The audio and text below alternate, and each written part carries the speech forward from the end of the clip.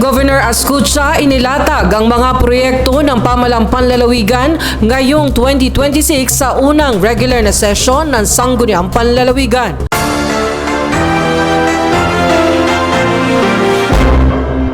Formal lang binuksan ang unang regular na session ng Sangguniang Panlalawigan para sa taong 2026 kung saan inilahad ni Acting Governor Ascutsa ang mga pangunahing proyekto at programa ng pamalang panlalawigan na nakatuon sa pangmatagalang pag-unlad ng Camarines Norte. Sa kanyang talumpati, binigyan diin ni Acting Governor Ascutsa ang rehabilitasyon ng Daet Airport, kabilang ang planong pagpapahaba ng runway na layong mapabuti ang kakayahan ng paliparan na tumanggap ng mas maraming eroplano. Ayon sa kanya, ang proyektong ito ay mahalaga upang higit pang mapalakas ang ekonomiya at turismo ng lalawigan. Isa rin sa mga pangunahing inilahad ay ang planong pagpapatayo ng International Seaport at Fishport sa bayan ng Jose Panganiban.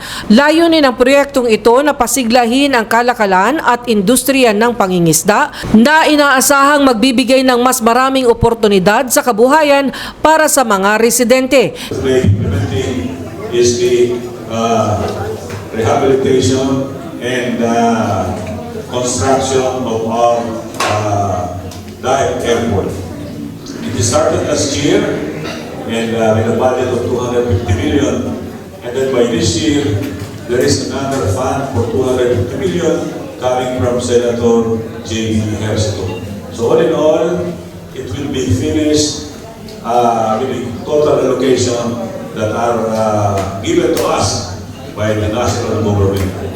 There is also when it comes to the seaport that is being constructed in the municipality of Jose Panganiban. There is also the fish port that is being developed in the municipality of Jose Panganiban. Tinalakay rin ng Acting Governor ang pagtatayo ng mga tulay sa iba't ibang bayan ng lalawigan upang mapabuti ang koneksyon at transportasyon lalo na sa mga liblib na lugar. Aniya, ang maayos na infrastruktura ay susi sa mas mabilis na paggalaw ng tao, produkto at serbisyo. Bukod sa mga planong proyekto, pinuri ni Acting Governor Ascutsa ang mga nakamit na programa at proyekto sa ilalim ng Padilla Ascutsa Administration at binigyang halaga ang patuloy na pagtutulungan at pagtitiyaga ng mga opisyal at kawani ng pamahalaan bilang pundasyon ng kaunlaran. The national government.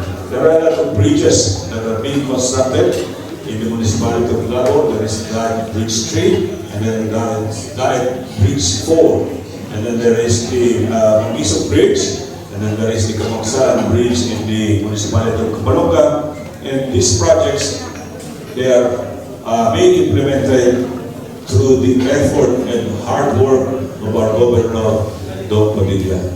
Sa pagtatapos ng kanyang mensahe, muling pinagtibay ni Acting Governor Ascutsa ang pangako ng pamalang panlalawigan ng Camarines Norte na maghatid ng dekalidad na serbisyo at mga proyektong makabuluhan para sa mamamayan na kanyang inilarawan bilang mga hakbang tungo sa mas maunlad, mas matatag at mas progresibong Camarines Norte.